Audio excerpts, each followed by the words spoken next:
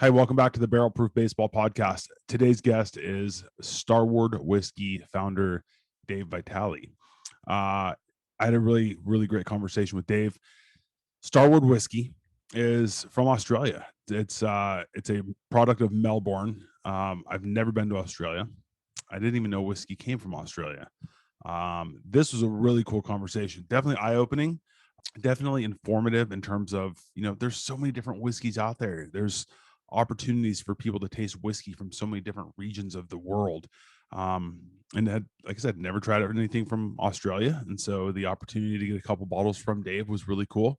And I had a great chat with him. I really enjoyed the whiskey.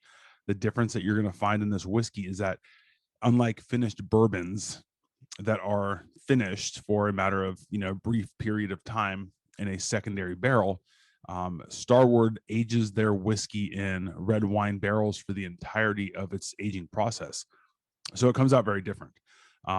It's a different flavor profile than I've ever experienced with a whiskey or bourbon. So I would definitely suggest trying this out. The bottles Dave had sent me, they've got their twofold, and this is an 80 proof. And then their Nova, which is an 84 proof, I believe, 82 proof. Both really cool bottles, both delicious. They're very unique. They're very good. These are bottles I would definitely buy myself. In fact, Dave and his team gave me a discount code if anybody wants to try these. If you go to starward.com, you can type in the code BPB and get 20% off. I don't get anything for that, so I'm not trying to push this on people, but if you want to try this out, if you've never had it, they're both very affordable to begin with, but there's an extra 20% off if you go to starward.com and use the code BPB. Check these ones out. I think you're going to really like these. These are definitely something very cool, very unique, very different to have on your shelf. Definitely something neat that you'd be able to offer a guest, and probably something that they've never had. And it's a really good price, especially if you use the code. So try these out. Try the twofold, try the Nova. I really like both of them.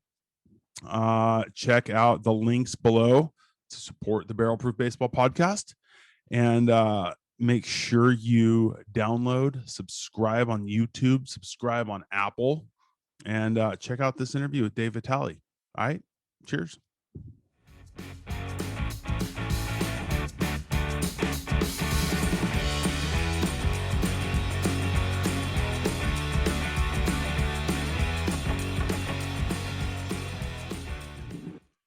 All right, I'm here with Dave Vitale from Starward Whisky. Dave, thank you so much for joining me today. Really appreciate it.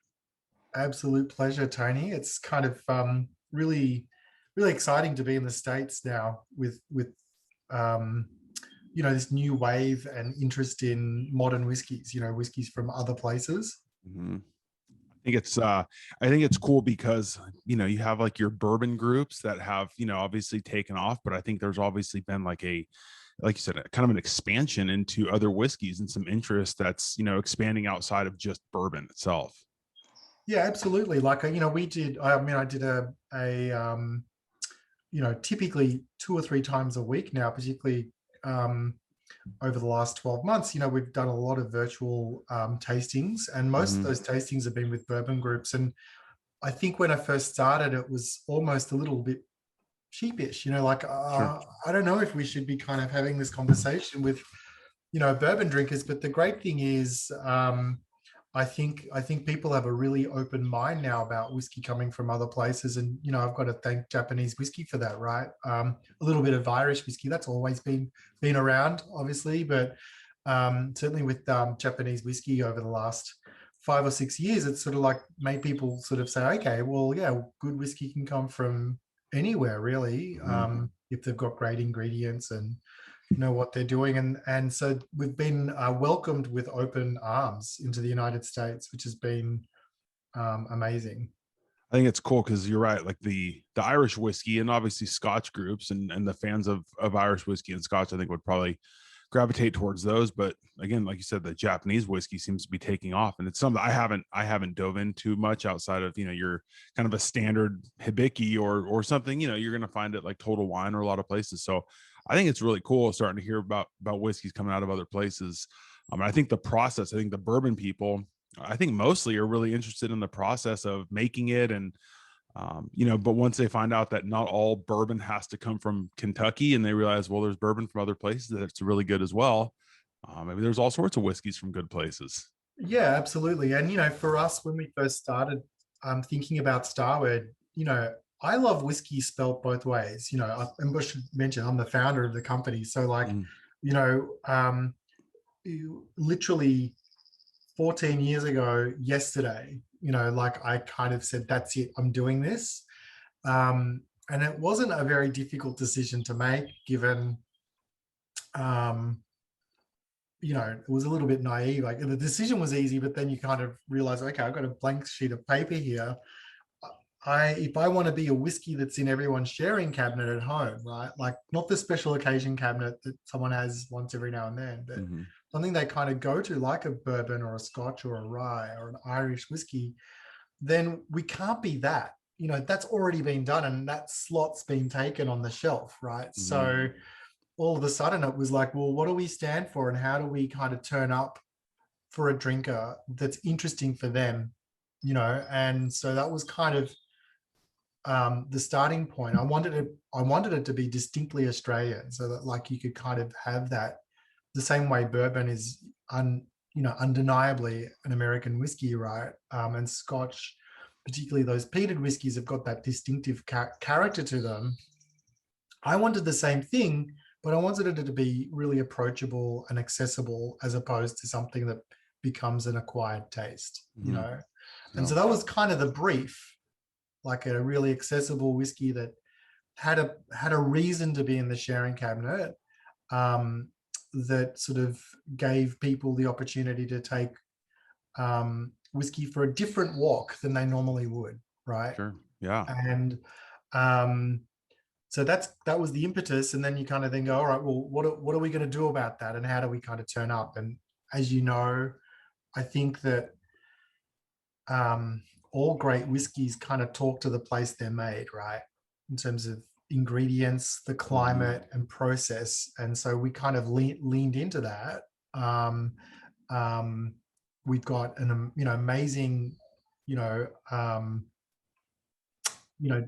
got an abundance, of grains that grow in particularly our neck of the woods. So within a day's drive of our distillery down in Melbourne, we have the wheat belt, but also we grow a lot of malted barley. So that informed what style of whiskey we were going to make, And then, in terms of barrels, obviously we don't have an indigenous oak, but like America, there's plenty of American oak and French oak. They just so happen to be in wine barrels, right? So what we did was basically sourced those wine barrels and used them to age our whiskey from the day it's made. And, we were just talking off air about Melbourne's climate. I mean, everyone knows there's that huge outback in the center of Australia, and that has a huge impact on our climate. But we've also got another desert, which is to the south, called Antarctica. So those two kind of deserts, for want of a better term, have a huge impact on the climate for aging the whiskey. So all of those things kind of made me feel really confident about saying, yeah, I think we've got a story to tell and something that we can kind of, make a difference with, from a flavor, from a process and style perspective. But Tony, I reckon that the best whiskeys in the world not only talk to the place they're made from ingredients, but also from a cultural point of view too, right? Like, and that's important for me, sure. Coming from Melbourne. Okay, let's go to you first and foremost. How did you personally get into whiskey? And I mean, were you a whiskey fan and you thought, man, this would be something cool to do that we could like expand on, like you said, something that's authentically Australian, and make it, available? Was that a goal for you in terms of, something that you wanted to do for a long time, or did you kind of just find yourself becoming more interested in it and it was something that, you decided to pursue?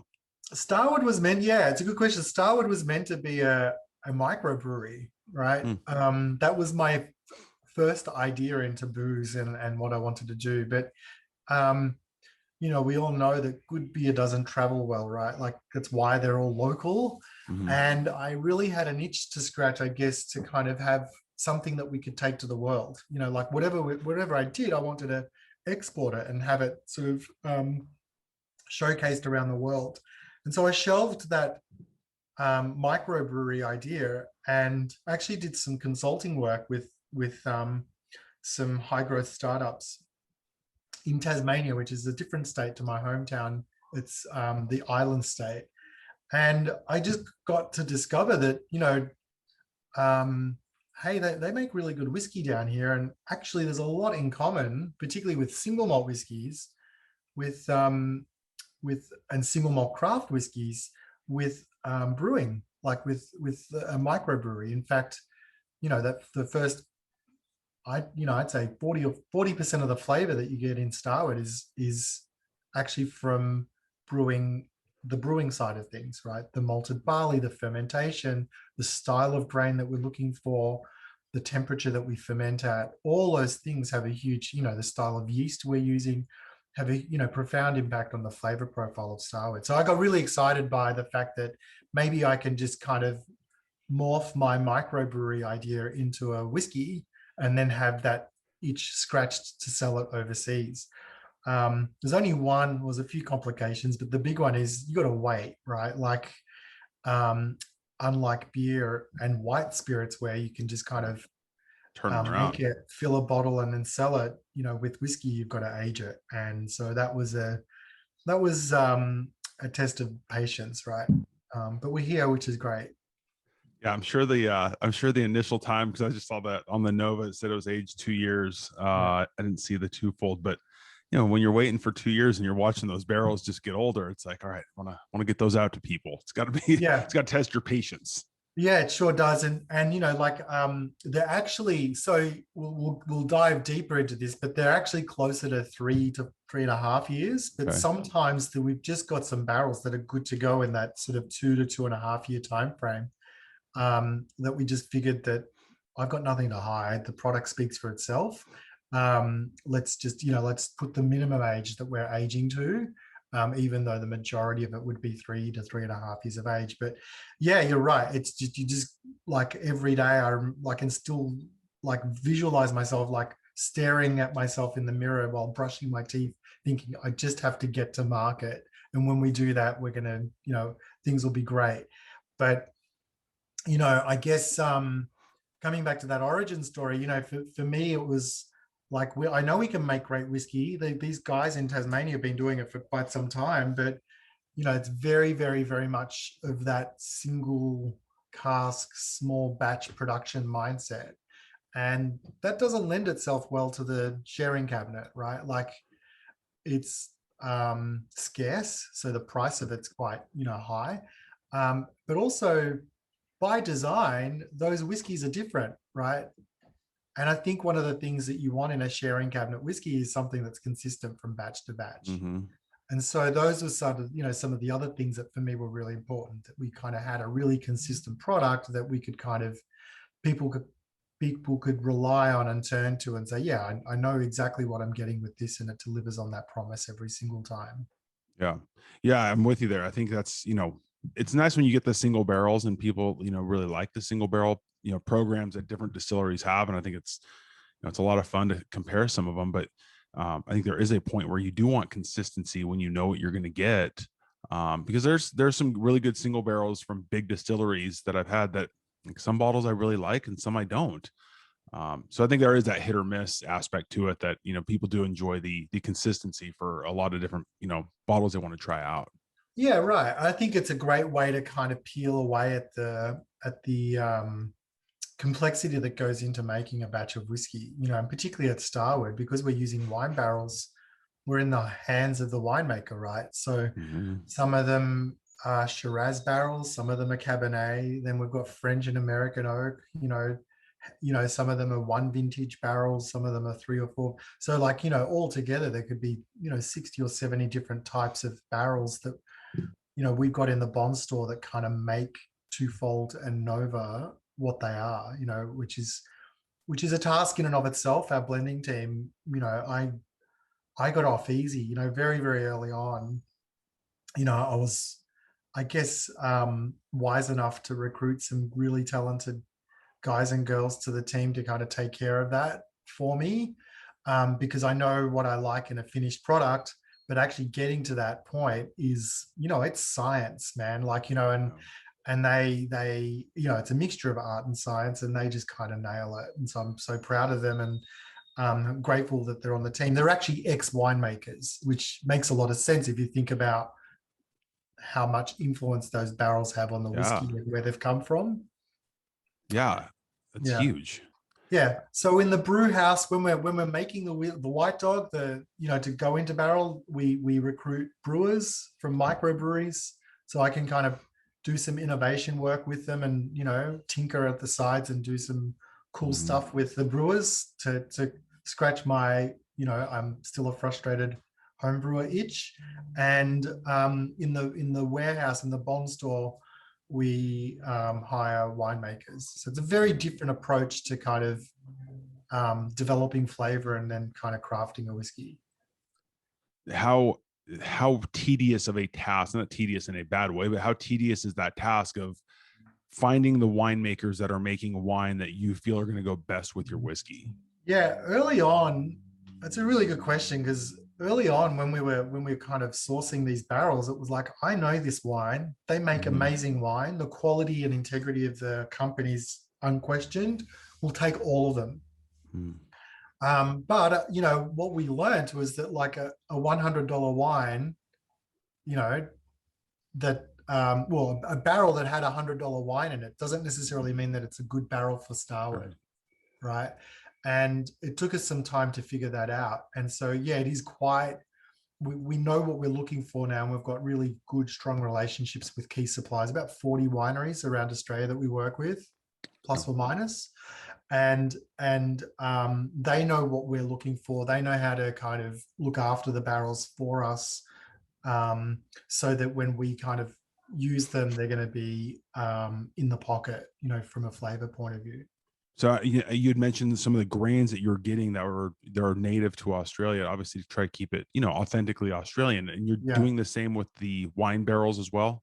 You're getting those from Australia. So it's all Australian red wine barrels. So, and this is the wonderful thing, right? So within a day's drive, you've got the grain belt that has all of that wheat and malted barley, but we also have, I'm going to say 30 out of those 40 wineries easily within a day's drive of the distillery too, right?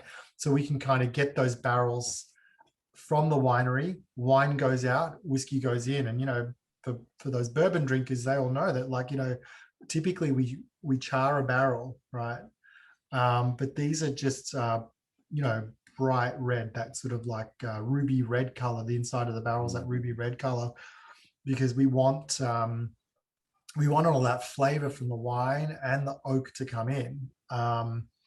And that's quite a novel thing, and we can't have the barrels too far away if we want to do that, because otherwise the wine turns to vinegar. What kind of, in terms of international, shipping and trying to get wine, or trying to get the whiskey that, once you've aged it, you put it in the wine barrels, now you're trying to get that out. I mean, how, just logistically, how difficult is that to manage getting those barrels shipped throughout the world, or wherever you're distributing them to? Yeah, so I mean, obviously, what we'll do is bottle the whiskey in Melbourne, and then kind of ship the finished products in bottles to different markets. But it's three people's full-time job now. I mean, we're in about 30 markets nationally, globally, I should say. And interestingly, the cost of shipping is, if you think about Australia, it's very, even though it's as big as the United States, there's not much in the middle, right? So shipping something from the East Coast to the West Coast of Australia is almost the same price as shipping the same container across the Pacific Ocean to the United States. So the shipping bit's, manageable. Obviously, we've got all sorts of problems that have come out of, like, all of the demand issues and supply issues from the last 12 months, and also then the Suez Canal, craziness. So, it's added time, but it's a relatively, it's just part of the process. the big challenge that I kind of, was a bit of a baptism of fire coming to the United States is that, like, if we're selling in France or if we're selling in the UK, it's one market. It's one kind of universal and generic market that we're working. Sure, there's regions and they've got the different sort of supply chains and retailers that we work with, but it's one way of doing business. And here in the States, it's 50 ways of doing business, right? Like, each state has its own regulations and laws, and I think it's a byproduct of prohibition. But it has kind of lifted, like, it has kind of, it's great in a way because it really means that we spend some time learning more about each market before we make a decision to kind of launch into it. But boy, oh boy, like that last, from the, we've got two ports that we landed on, one in New Jersey and the other one's in the Bay Area. And, the last 200 or 300 miles is the hardest almost in terms of getting it, to the shelf of the retailer and then available to drink. And that's, I guess, to be expected in some ways. It's a pretty, when you look at the bourbon shelf of a Total Wine or a good independent retailer, it's like, what, 30 or 40 feet of bourbons, right? Like on that aisle. So no one's going to give up their spot for, friendly Dave from Australia to have his spot on the shelf. So we're going to fight for it. And that's good. That's the way it should be, So, okay. So what is and I don't know if you would have this off the top of your head, but generally speaking, once you've taken, the whiskey out of the barrels, you've bottled them, what is the turnaround time, for example, to get them from Melbourne to, somewhere in the United States on the shelf? Oh, on the shelf?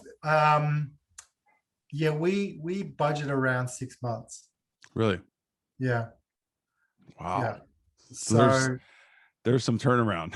Yeah. And that's, I mean, we're growing quite fast here, but it also means that, like, if I didn't get my forecasts right 6 months ago as to how fast we're growing, we'll run out, so, and certainly now with all of this sort of logistics stuff, it sometimes creeps into 7 months, and then, like, I'm kind of on the edge of my seat, kind of weirdly hoping that we don't get a big order, which is kind of like it's come backwards, up, right? Yeah.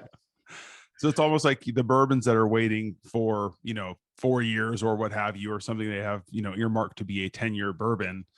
The ones those are bottled, I have to imagine when they're shipping from Kentucky or wherever else, Tennessee or what have you, Texas, they're going to be on the shelf relatively quickly. So like you said, you're talking about aging it, forecasting sales for that 6-month period that it's really in transit to get to the shelves. Yeah. And that's all whiskey. I mean, it's costing us money to obviously package it and hold it and all that sort of stuff. So as a startup, taking the leap to move into the United States was a pretty big one. It was a big deal for us to kind of make that decision because all of a sudden, everything's bigger in the United States, right? Which is a great thing, but also it comes with complexity, which you've got to be ready for. And look, there's a reason why I moved here to the States to kind of support the brand, because, if I had heard the things that I'd seen and had to kind of work around to kind of get our whiskey to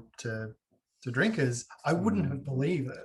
You know what I mean? You have to kind of see it and go, okay, I guess this is the way, things are going to be, and that you just kind of work with it, but it's been a lot of fun. I can't lie. The last 12 months have been a bit of a challenge because, 40% of our business in terms of hospitality, bars and restaurants, shut down overnight. But the good news is that we're just starting to see now that a lot of those accounts that had Starward on the shelf before things shut down are actually ordering again, right? So people have got a memory of the product and obviously like it because they're picking it up again and making recommendations to drinkers to try it. So that's pretty exciting. Now, when did you, before we started, did you say it was 2019 you moved to Seattle? Yeah, so March 2019. So when did everything kind of get started in Australia for you in terms of getting the brand going? And then, at what point did you make that decision to move to the States to kind of help with, that side of the expansion? So we started the company in 2007, literally June 16th, 2007. So it's like 14 years old yesterday, which is kind of Wow. nice. And Happy anniversary. yeah. And then it took us a few years, like, if you recall, 2008 wasn't the best year economically to kind of, and we were raising capital to kind of get things going. So it took us a year and a half to raise the capital to then set up the distillery and then start making the whiskey. So our first release came onto market in 2013. And then we really focused in the Australian market up until about 2017 and started to export into the UK in late 2017, and then started to broaden out into Europe and Japan at the same time as we launched in America in September 2018. But I knew the minute, and we thought we laid enough away to kind of support all of those markets, including the United States. So I kind of knew when we made that decision to invest in making the whiskey, that would also mean that I'd move here as well. And it's a big step, like to kind of take 3 kids and sort of move them halfway across the world and sort of, but it's the only way we, in my view, it's the only way we can succeed as a startup whiskey brand in the United States. Now, what you mentioned, 30 different markets in terms of that international? Yeah. Like overall? So, mostly in Europe and Asia. Like, okay. So the obvious ones in Europe: France, Germany, the UK, Italy, Belgium, the Netherlands, Luxembourg, Norway, Denmark, all that sort of area. Yeah. I think we're moving a bit further east, and then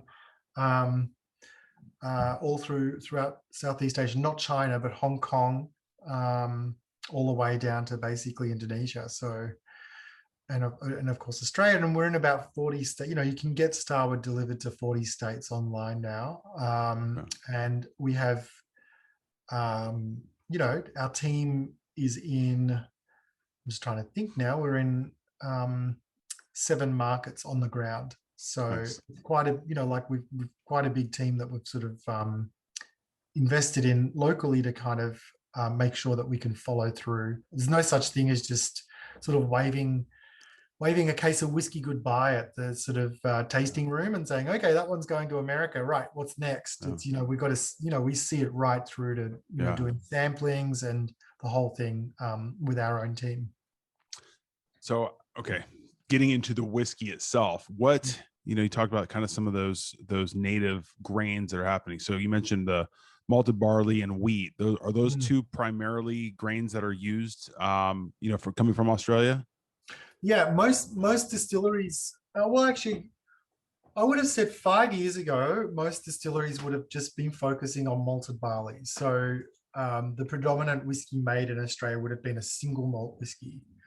But today, you're getting amazing rye, you're getting corn mash bills, so very much like a bourbon style, I guess, but with all Australian ingredients. You're getting, we've got with twofold, like a wheated whiskey, so it's 60% wheat, 40% malted barley. So, unlike bourbon, where you can say, okay, here is the quintessential style of America, like in terms of a whiskey, it's either a bourbon or a rye. In Australia, it doesn't kind of fall down to grains. Like that's not something where you say, Australian whiskies are all single malts or Australian whiskies are all wheated whiskies. It's actually quite a diverse range. And it's the same thing with barrels. Like we're the only, as far as I know, the only distillery that kind of does that wet filling of wine barrels, wine out whiskey in and ages it for the full aging in red wine. There's lots of people that do red wine finishes, but that's what I was going to ask. Not red wine start, So it's in the red wine barrels the entire time. Yeah. Wow. Yeah. Okay. So it's very different, like different approach, but and we'll dig in a bit more into that when we taste the whiskeys. But yeah, from an Australian perspective, we're just going to say, well, what does Australia make in terms of whiskeys and what's available? A lot of it is single malt. A lot of it is rye, malted rye as well. So like people kind of taking rye and malting it and then kind of fermenting and distilling it. So very much like a single malt whiskey, but just with rye instead of barley. Mm-hmm. And then some quirky stuff as well, like some native grains, like and quinoa and all sorts of different sort of whiskeys that are sort of coming on the market. But I'm really optimistic that within the next 2 or 3 years, you're going to see more Australian whiskey over here. Like I think a lot of people have been excited by the modest success that we've had in the United States, and are kind of getting and I can't wait. I mean, I love all of them. I mean that, like, I'd take the keys to any of those distilleries, like such is the quality that's being made in Australia. Like I can tell your audience right now that if you see an Australian whiskey on the shelf, you don't have to worry about the quality. Like it's more about, is it to my style and can I afford it? That's kind of typically the challenge with some of the other distilleries. Mm-hmm. It's funny because everybody I've talked to in whiskey industries, it's almost like, obviously you are competing with other people because you want your sales to be, very good. But it always seems like everybody is always complimentary of other distilleries and people who are just trying to make good whiskey. I think that's a kind of been a staple from everybody I've spoken to. They want to see people make good whiskey, and they're proud of the industry as a whole. And obviously everyone's kind of doing their own thing, but like you said, you take the keys to any one of them because the quality is going to be there. Yeah, absolutely, Tony. And the thing is that like a rising tide lifts all boats, right? So if someone else is doing well and getting, gold medals, that's just going to have a natural benefit to all the other distilleries. And very early on, like when we launched, we were half the price of the next whiskey that was available on the shelf, next Australian whiskey that was available on the shelf. And that was just purely, and whiskey is a supply and demand thing. It's pure economics when it comes down to costs, really. Like, and we were able to scale up and make enough whiskey to get those fixed costs down, right? And get, have an abundance of, the team could, keep the stills hot all the time, so they were always working, right? So we really sweated those assets and kind of got the price down so that it was half the price of the next one along. And, I think maybe for a moment, people were a little bit worried that we're going to undercut them or, like that. But I can point, you can basically look at a graph of Australian whiskey sales for all brands. And when we arrived, all of them went up because all of a sudden people had a lower rung on the ladder that they could kind of step on to try it for the first time. Sure. And so, I think that that's the same anywhere. Like, if you think about Starward in the United States, like there's a lot of amazing world whiskeys and whiskeys from all sorts of places now, Taiwan and Israel and like Wales and England and Denmark, all of them bloody delicious, all of them really, really well crafted. But if you don't have something that's always there and at a price point that sort of means that people can give this new category a go, then they're always going to be really random, right? And so, I love whiskey spelled both ways from anywhere around the world. And so for me, it was like almost a duty to make sure that when people tried Starward, and particularly Twofold, which sort of sits at a $30 to $35 price point, depending on which market you're in, that they were kind of really pleasantly surprised with the quality and the character and the flavor, such that they'd kind of go, I might give another one a go. And it doesn't have to be Starward, it's just that whole category. So we're mates. In fact, we do a lot of work with the other world whiskeys, other distilleries, those new to market whiskeys, and do like a world whiskey roadshow, because our budgets aren't that great. We're not Brown-Forman, right? So we go, we pull them together and then kind of do a little bit of a roadshow with journalists, or we might do some master classes back in the day, with consumers that took them for a walk around the world of whiskey, which is a lot of fun. And they know, to your point, no one feels like we're competing against each other. We're just opening people's eyes to the possibilities. Yeah, I think that part's cool because, like you said, you mentioned Brown-Forman. Like when you talk to craft distilleries here in the States, you're not going to go and take down Buffalo Trace or Brown Foreman or Heaven Hill. Like, you're trying to do your own thing, and everyone's trying to do their own thing, and just make good whiskey that people like. And That's it. it makes it fun. Yeah, exactly. And, and I think for me, the thing was that, like, okay, I know my journey into whiskey, and it came from beer, right? Like, it's not like I grew up with lots of whiskey around. Sure. Basically, my mum used to give our accountant a bottle of Chivas Regal 12-year-old for Christmas every year. And, growing up in a really multicultural neighborhood, my Greek friends' dads used to play poker a lot, and they'd have a bottle of Johnny Walker Black.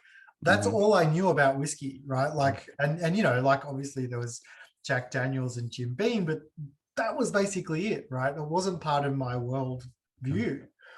But when I kind of came and looked at whiskey from a lens of like craft beer, I got really excited, because you could see all of these new brands that were kind of telling a story and thinking about flavor first. And they were all really different and exciting and had a story to tell. And I fell in love. So, for me, it was like, I didn't want to kind of convert, one of my Greek friends' dads from Johnny Walker Black to Starward.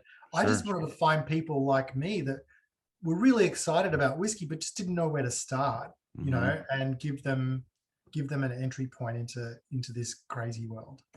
Yeah, I think that's a great way to look at it. I mean, it's like there's so many different things to enjoy, but it's really easy to get stuck on one brand or one distillery. I mean, I know a lot of people that they just like things out of Wild Turkey or Jim Beam, and they stick with Jim Beam products, and probably not branch out as much as they could or should. What I loved, I know I've had a couple of conversations with Tess, and I think she's out in Chicago, I believe. And what's cool is, like, when you hear somebody that's doing something and they're passionate about it and they believe in it, it's like, okay, like that makes you want to try something, that makes it a lot more fun. So I've been excited to try these out. I was really excited when I got these things dropped off yesterday to give them a try before our conversation, but I said I was going to wait until we were actually talking to try these out. So I haven't opened these up. I just poured them. So we got to get into these. What do you recommend starting? Do we go Nova or Twofold? Twofold, yes. Okay. So Twofold's our double grain whiskey. It's, in an American context, closest to a wheated whiskey, right? So it's 60% wheat, separately distilled and aged, and 40% malted barley, separately distilled and aged, and then married together at the end of the process. And all aged in those big Aussie red wine barrels we talked about beforehand. And because of that high wheat content, what we found is that, like, a lot of bourbon drinkers just kind of like really gravitate to Twofold quickly, because it reminds them of those wheated whiskeys, right? Like some of the, Buffalo Trace family whiskeys, or a Maker's Mark, in terms of that roundness and softness with a little bit of spice. But there's a whole heap of fruit, which is really, really different to what you'd get from a wheated bourbon, coming from those wine barrels. I get that kind of that cereal note too on the nose. Like, I like that.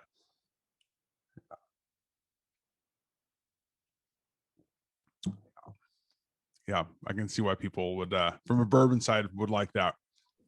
It's definitely fruity, but it's not overly fruity. No, it definitely sticks around. Right. And so it's fruity, but not sweet, is kind of typically what we say, right? Because I think when you say fruit, people think of candied fruit or things like that. Or, if you think of, like, historically, like, fruity whiskeys from the Scotch world, are like sherry barrels, which are sweet, right?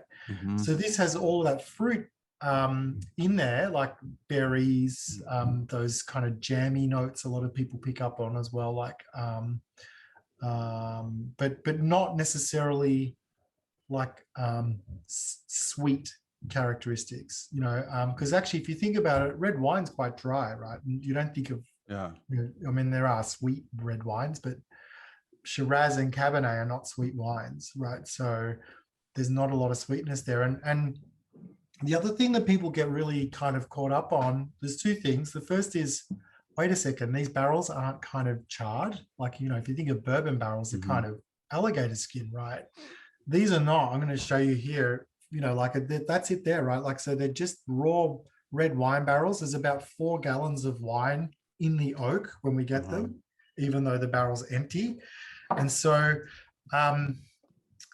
we're getting all that fruit characteristic from the wine, but we're also getting a lot of those toasted oak characters from the barrel. And the great thing about it is that, all of the astringent kind of tannins and bits that can kind of be a bit tacky on the palate with oak is actually in the wine, right? Like that's why they use the barrels. They extract all of those oak tannins into the wine to give the wine structure.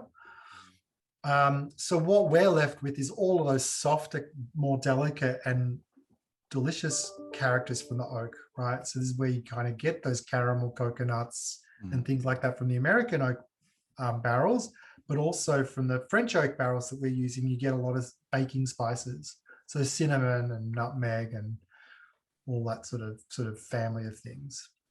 So it's funny because I feel like in the bourbon side of things, people are really gravitating towards the high proofs. And I like some of them. Some of them are a bit much for me. They get a little spicy, for my taste. But yeah, I normally don't get to like a 40% bourbon for the most part. So at 40%, this lingers so long. I mean, it just sits in the back of your mouth like forever. And I'm watching like the legs on this thing are just still there after taking 2 sips. Yeah. I don't know if it's just more like viscosity to it or what, but like there's some like depth to this that I was definitely not expecting. Right. And so here's the trick, right? If we come back to the whole brief, right? It's sharing cabinet whiskey. I want to bring people into the category. I want to find people that don't know they like whiskey yet and they're going to fall in love with Starward, right? We're not going to do that with a poke you between the eyes, 120 proof, monster. I love them too, Sure. right? And, my middle daughter's name's Isla, so we love peated whiskeys at home, right? But they're an acquired taste. So what the trick for me was like, well, how do I get all of that complexity into the glass without there being all of the intensity that comes with it? And like I said, our secret weapon in that is these amazing barrels that we can source from wineries in and around Melbourne and in that southeast Australian region. And I think that this is also where the 40% malted barley is giving it that length and lingering kind of aspect and those cereal characteristics that you're getting to.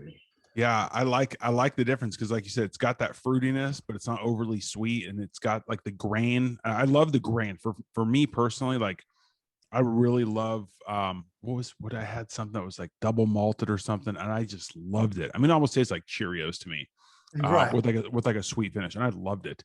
But I think some of the bourbons, like the shorter finish, the 3 to 6 month finish. It almost feels like you have bourbon and then it's like it hits you with fruit and then it's gone. So I don't know if it's just the fact that it's aged the entire time in those wine barrels that gives you like that depth to it, but that's really nice. Yeah. And look, I think the other thing that we've found with wine finishes, and it's the same in Australia, is you're getting 2 hits of oak, right? Like, and particularly with bourbons, right? Go back to bourbon. I mean, that's brand new American oak, right? For 3, 4, 5, 6 years. So you're getting a big dose of that sort of oak tannins and lignans going into the whiskey, which is pretty intense. And then on top of that, you've got effectively a virgin oak barrel with wine in it. So there's two hits of oak, right? And so that can be quite overwhelming to the palate. And so, and it's sort of like is a bit of a speed hump, like you get a big hit of it and then it sort of goes away. And what we've got here is like, what we're trying to aim for, I should say, is that like if you think of a triangle with 3 sides, it's got the spirit character, the fruit from the wine, and the oak. And what we're trying to do is keep those sides of the triangle as close, equal as possible. I'm shocked at how long this lingers. It really is. And because I think that's the problem with some of those high proofs is that they become unapproachable. Like you can't, if you're not an experienced person, if you're trying to, get somebody into it, you're not going to hand them a barrel proof something to go, hey, try this out at, 130 proof and see if you like it. It's not really for everybody. No way you start, right? Yeah. Yeah. So the 80 proof becomes very approachable and it's got such a nice nose to it, but it almost has that characteristic of a higher proof that sits in your mouth for so long. Wow, Yeah, I think there's a it's lot of really complexity nice. there, and Yeah. that's by design. I didn't want it to be something that's just kind of like, well, okay, great, we've got this Mhm. novel whiskey from Australia, but it really, you know, I'm still just going to pick up the bourbon. You know what Yeah. I mean? Yeah. It We tastes wanted, tastes good for a like, second. It's gone. right, and um, if you're looking for something to smash on the porch, like you can kind of make this into an amazing highball, right? Either with Mm. ginger, like just a seltzer, or like it sounds weird, but we use tonic, at the distillery. The drink on arrival for guests when we're doing like sort of events and things like that is twofold with tonic, believe it or not, and it's a really refreshing kind of porch smasher. And the great, it talks to the fact that depth and complexity is there, that you can kind of add tonic to the whiskey and the whiskey still shines through. It's weird. I wouldn't normally add tonic to whiskey. That wouldn't be It's my first it's choice. it's not it's no it's not. And a lot of people go, you do what? Yeah. But it's like, well, if you're using ginger, for goodness sake, which is no shrinking violet when it Oh comes yeah. to like flavor, right? Like, it's pretty punchy. Why can't you use tonic? And people, oh, fair enough. The interesting thing is that it doesn't work with all whiskeys. Like, it needs, Yeah. the red wine barrels kind of give it, complement the flavors really well.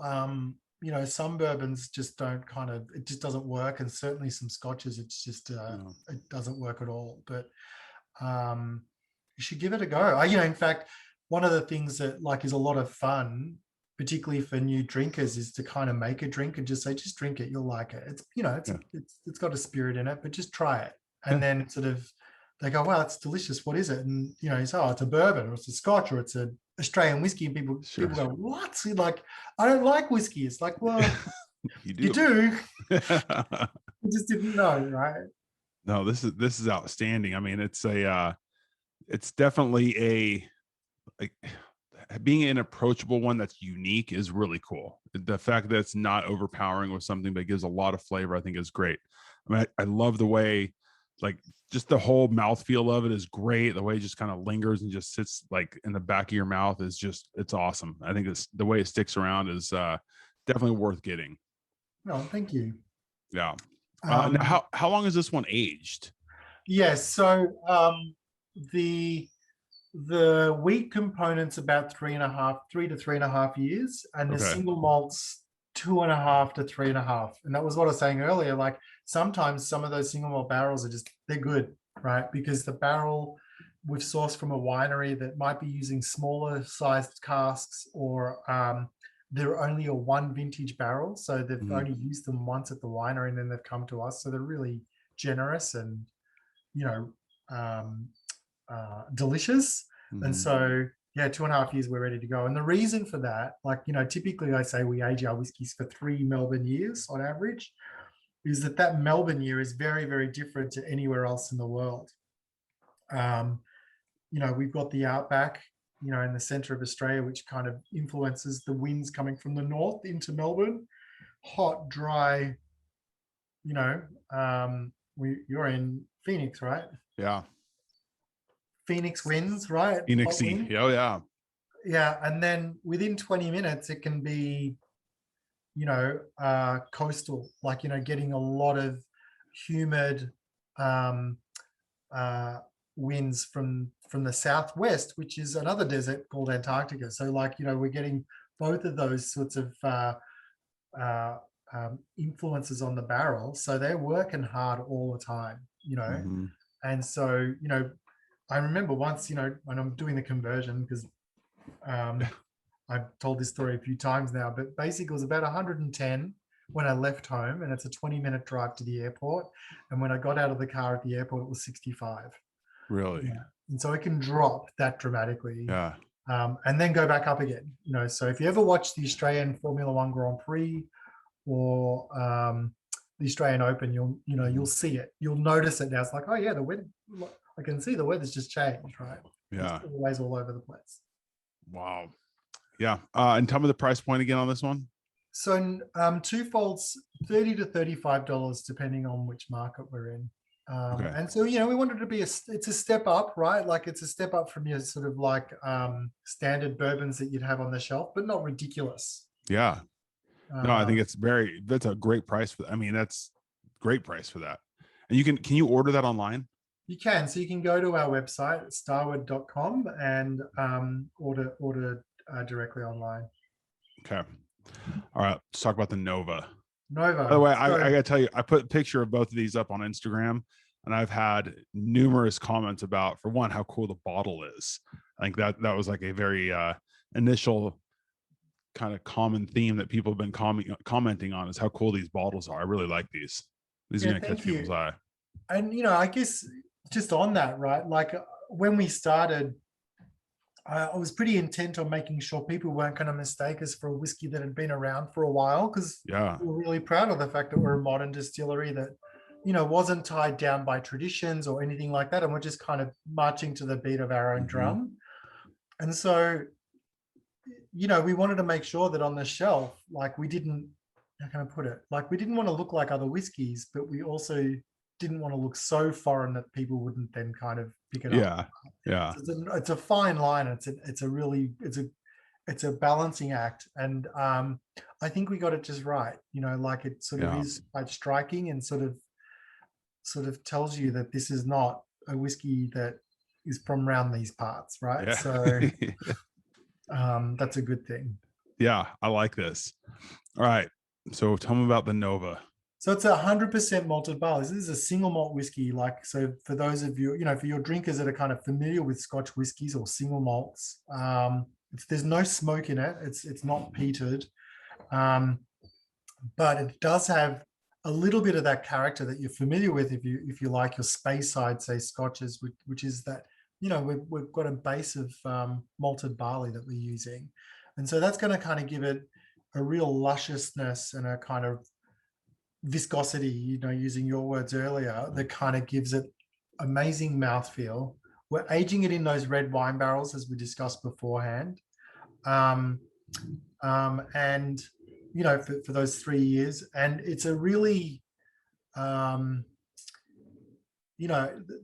back to what we were talking about beforehand, there's a lot of complexity to this whiskey, but it's not intense, right? So this is at 82 proof. So we're just stepping it up just a little bit.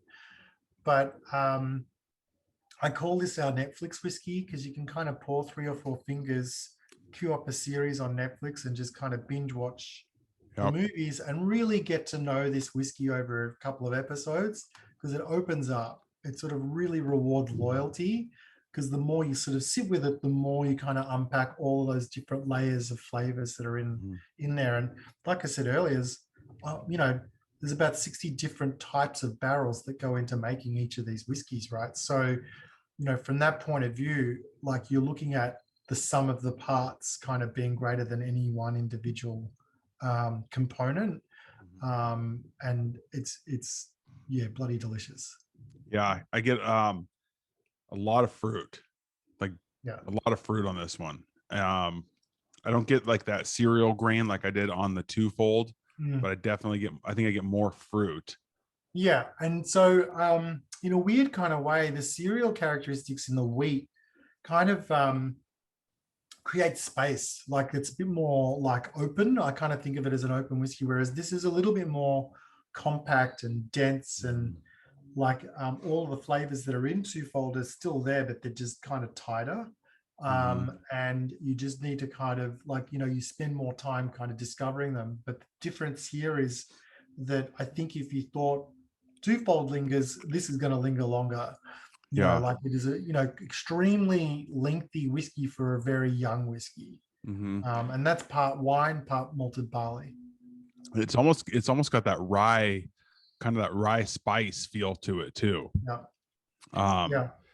That fruit is like really strong up front, but like again, it's the kind of with that twofold, it's not a sweet fruit. And like it lingers a lot, but I feel like kind of lingering in a different part than I did with the twofold. But it sticks around really nice. Yeah, absolutely. And I think the thing here is too that, like, I mean, every craft distiller that you probably had on the show says that, of course my whiskey makes great classic cocktails, right? But this makes the best Manhattan in the Yeah. world, right? Like, I mean, if you think about it, like if a whiskey aged in red wine barrels can't make a decent Manhattan, given that the Hmm. other ingredients vermouth, right? Yeah. We should just shut the gates. Yeah. So, the house spec at home here is basically Nova, Cocky Torino or Dolan vermouth. Those are my two favorites. And then Peychaud's bitters. So if you're Oh, into Manhattans, you're going to love this. yeah. Yeah. I could see this one going over really well. I could see this one going over really well at home here with my wife. I think she'd dig this one. Yeah. This, because I think it's the like you said, the ability for it to stick around gives it that like unique kind of the whiskey feel that you want. I mean, nobody wants to taste a whiskey and have it just be gone. So the way that it lingers, both of these, like it's really, really nice. Um, this one has a totally different mouthfeel. I think it lingers nicely, but like to me, this sticks around on the tongue more than the twofold did. This is almost like in the back of your mouth a little bit more. But this, like I've had 3 sips of this, and each one of them is a little bit different. Yeah. It's crazy. Yeah. And that's what will happen. Like, it's kind of weird in a way because it's like it's still the same whiskey, but it Yeah. does kind of take on different characters. And like I said, pour yourself 3 fingers, queue up something on Amazon or Netflix and just kind of get to know it. And Oh, you'll just kind of like be so like you'll shake your head. I do it. It's kind of funny, right? Like I've been living with these whiskeys forever and I still kind of shake my head, and particularly Nova. It's like, and we did a masterclass last night and someone picked out a note and they said, it's kind of like French toast. And I'm like, wow, I never thought of that. You know what I mean? It was just kind of like an interesting sort of tasting note that sort of I'd never thought of before, and it's fun doing that. yeah. It's cool how it's got the fruit, it's got the spice, like it's got a little bit of everything. And it's just it's a really, really nice bottle. I'm in on this Yeah, one. yeah, What and is and again, like it's not supposed to be. How can I put it? It's one of those whiskeys that's supposed to be thoughtful, right? Like so. mm-hmm. There's a lot going on there. You can sit with this for a long while, but it's not like a 100 and something proof Yeah. whiskey, right? Like But it's like you could sip on it for a while without like it's not like you have to sit on it because you have to like acclimate yourself to the proof. You can kind of sip on it because there is so much complexity to it that it does change. I told you 2 sips ago, I got a really strong, almost rye note where you have that like almost that effervescent-y feel in your mouth. And then now I have not had that since like the second sip. Yep. It's totally different. Yeah. What's the price point on this one here? So yeah, depending on the market, around about like high 40s to mid 50s, so Okay. 48 to like 55. Okay. So this is kind of your step up from the twofold in terms of price point. In terms of price point, yeah, but like it's interesting, like we do a lot of blind tastings and say which one do you prefer, and it's like, I would never drink Nova. This one, like this is way better, right? Yeah. Like, and no price is mentioned. So it's only really a matter of taste at the end of the day. Both of them are extremely well crafted. It's just that obviously with twofold, we wanted something that we made a lot of it, like to make sure that we could get that price to where it is, and therefore like have it on the shelf next to some of the whiskeys that you would think of having in your sharing cabinet anyway, right? Mm-hmm. Definitely. Now, tell me about some of the others that you guys are making that you have that you think people would possibly enjoy. Yes, so we've got on allocation, and this is a shameless plug. You can, you need to register at our website at starward.com to kind of get notified when it arrives. It's our first whiskey that we ever launched called Starward Solera. Mm-hmm. And it's a single malt like Nova, but instead of using red wine barrels, we use fortified Australian wine barrels. The wine style is called Apera, like aperitif, but it's mostly, like you'd think of it as like a sherry style, but rather than being those darker dried fruits that you kind of get with sherry casks, this is more bright fruits, apricots, candied orange, with caramel, toffee, creme brulee, like it's more American oak focused. And so it's it's decadent and sweeter, like real sweeter, like we were talking about beforehand. Yeah. The others aren't. This is a bit sweeter. So it's but it makes amazing sours, and you can take it for a pretty decent old fashioned as well, right? You can go easy on the sugar syrup and Yeah. have it all booze forward, right? Yeah. Yeah. I'm in on that. That's it just seems like the length of aging in the wine barrel makes it so much more unique than something that's just finished. And obviously not everybody can do that all the time. But I think that definitely is something that makes us very unique and very cool. And like you said, worth having on the shelf to share and go, hey, this is something different. Try this out. See how you like this. Whether it's one or the other or both, and compare, and don't give the price points necessarily, but hey, try this and see which ones you like. But it's just such a cool, it's so different. I think it's definitely something that people would like to have on their shelf, and they need to branch out a little bit. Absolutely. Yeah. And, like I said earlier, I mean, I love my bourbons. Like, I probably got weirdly, in moving to the United States, I think I brought more bourbon than I did any other whiskey style to the United States from my collection, right? So Yeah. it's kind of weird that I brought a whole heap of bourbon from Australia to the United States. That was, Yeah. American bourbon in the first instance, but it's just it's a huge part of my drinking repertoire. And so, like, when I'm not asking you to stop drinking bourbon and start drinking Starward at all, but like, to your point, like, just push it out a bit, have a few more things on the shelf that are like interesting and curious and kind of make you think a bit more about whiskey, which is always good. Yeah.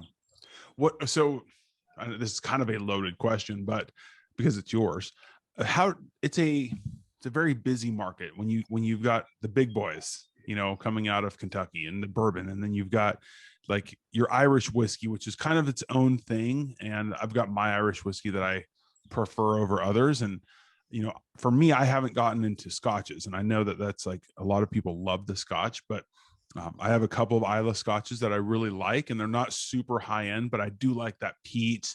And again, it's just the price for scotch jumps up so rapidly that it's very difficult for me to get into it when I know I can get some others for a lot less that I'm going to really enjoy.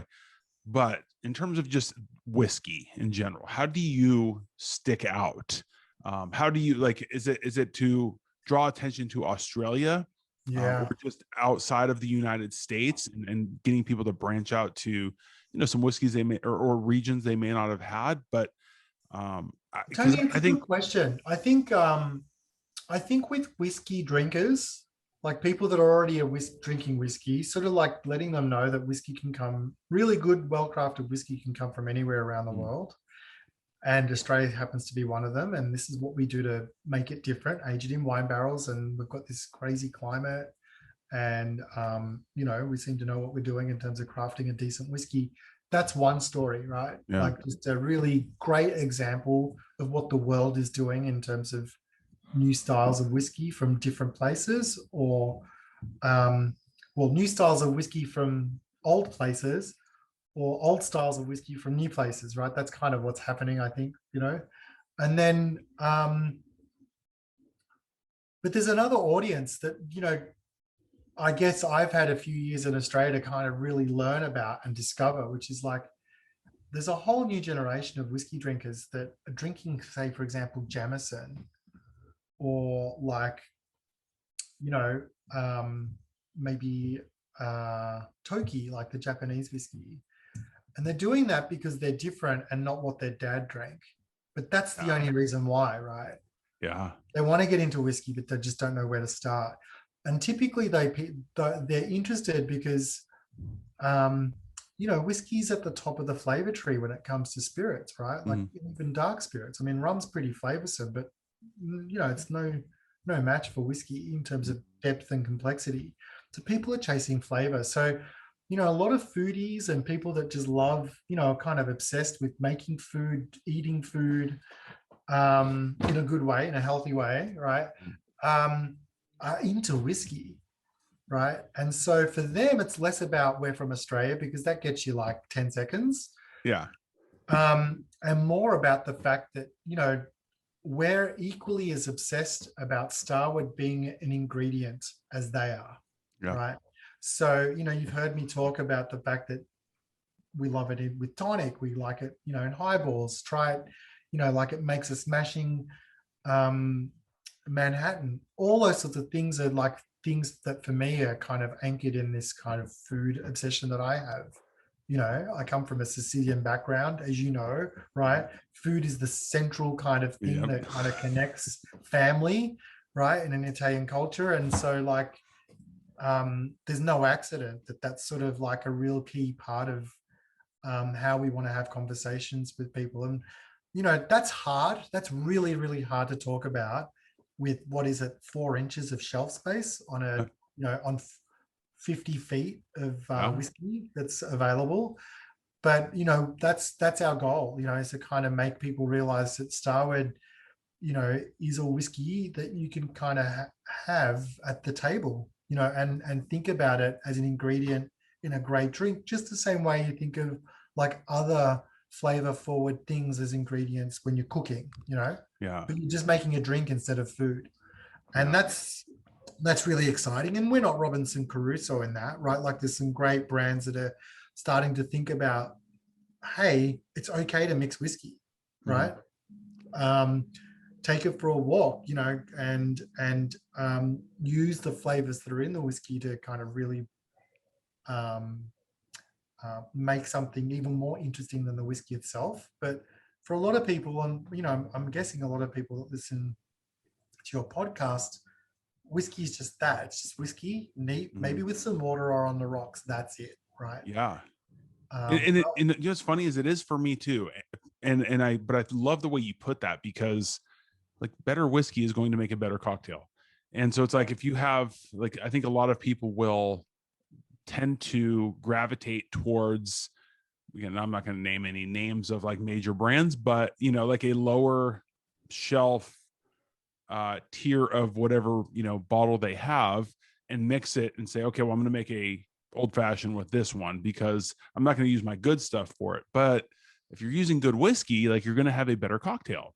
Yeah. And look, you know, and here's the thing, right? Like, particularly with bourbons, and you touched on it before, like, you can get some smashing bourbons for like 25 bucks. Yeah. Like, really, really good bourbons that, like, you know, so the challenge is, you know, and when, never say never, but it's going to take us a very, very long time before we could kind of have a price point at $25. But, you know, if you think about what we've been saying, is like, well, for 30, I can have this really interesting flavor profile that I'm never going to get from bourbon, right? Yeah. And I'm not going to get from Scotch, and Scotches are way more expensive anyway. All of a sudden, we've got reason to kind of be on that sharing cabinet, not just as something that's interesting, but that can make really delicious drinks. And that's kind of, how do we cut through? We make delicious drinks. Yeah. I think that's a great, I mean, that's a great way to look at it. It's an ingredient and it can make a great cocktail, and something for people to really enjoy in different ways. I would drink this neat, and I certainly want to try the tonic, because that's something I've never done before. And I think you got me sold on that one. Yeah. That's great, man. Well, listen, I really appreciate your time. I appreciate these bottles because these are great. I've been dying to try these, and these were certainly, you know, as good as they were built up to be, because I've heard nothing but good things about them. Awesome. So I was really excited to try these. I'm stoked they were as good as they are. Where you mentioned the website, tell me the website again, and then social media also. Where are you guys best to be found out? Yeah. So the website's starward.com. And down the bottom of the page, subscribe, because that limited release on our location whiskey is coming shortly, and you want to get yourself a bottle of that. You know, our handles are all at Starward Whiskey, so, you know, Facebook, Instagram, and Twitter. One last thing I gotta ask: when you look at the bottle and it says to enter your unique bottle code online, where do you do that? Because I want to look at that and see what that's about. That's coming. So another reason why you need to register. So we'll say, hey, keep that bottle, take a photo, It's our loyalty program. So the more Cool. bottles you drink, the higher, the more tickets you get in the draw effectively for those allocated products. Oh, cool. So, It's a great idea. we don't want to just put the price up and have the person with the deepest pockets get them. We want those Yeah. that are most loyal to us to kind of grab them. So yeah, it's coming. It's coming. It's not far away. I think that's a great idea. And you're right. Like there's there's a lot of bottles that are out there that everybody wants to go get. And unfortunately, how the secondary market, especially with bourbon, has gone, like the people with the deepest pockets have the most availability to those bottles, when normally on the shelf they're not as expensive as they're going to be on secondary. And people unfortunately don't get an opportunity to try a lot of really good bottles because they get jacked up when in their normal retail price they could probably afford them. So I think it's cool that reward the loyalty instead of the person that has the money and the means to do that.